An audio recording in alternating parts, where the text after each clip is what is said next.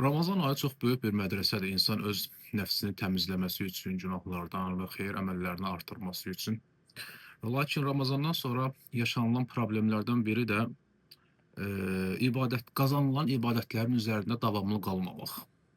İstər ixlas, Allahla səmimilik, yəni insan təklikdə olanda ki, onu Allahdan başqa heç kəs görmür, insan orucunu aça bilər, amma açmır Allah üçün və sairə.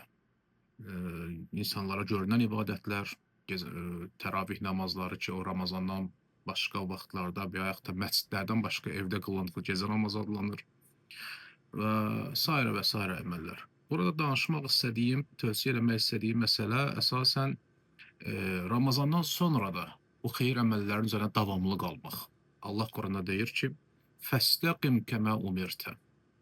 Öz Rəsuluna Muhammed sallallahu aleyhi və səlləmə əmr edir ki, sənə əmr olunduğu kimi doğru, düzgün, dürüst ol.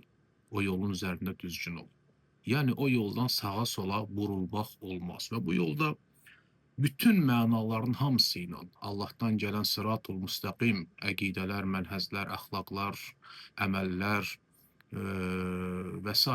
vaciblər və müstəhəblər, haramlardan və məkruhlardan çəkinmək və s. Fəstəqim kəmə umirt. Sənə əmr olunan kimi doğru düzgün ol. Və Allah Rəsulü sallallahu aleyhi və səlləm Buxar və Müslimin hədis kitablarında, səhih kitablarında keçən Ayşə anamızın hədisində deyir ki, Əhəbbul ə'məli ilallahi ədvamuhə və in qallə.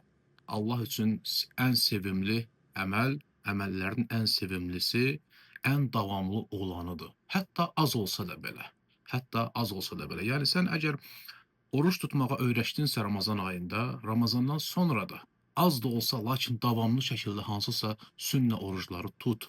Əgər sən Ramazanda təravih namazlarını qılmağa öyrəşdinsə, Ramazandan sonra da az da olsa, lakin davamlı şəkildə o gecə namazlarını daima qıl.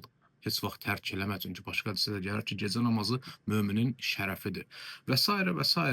Yəni bir misal orucdan, bir misal namazdan çəkməklə işarə onadır ki, qazandığın o xeyir əməlləri Ramazandan sonra da qoruyub saxlamağı bacar, öyrəş və bunu tərk eləmə.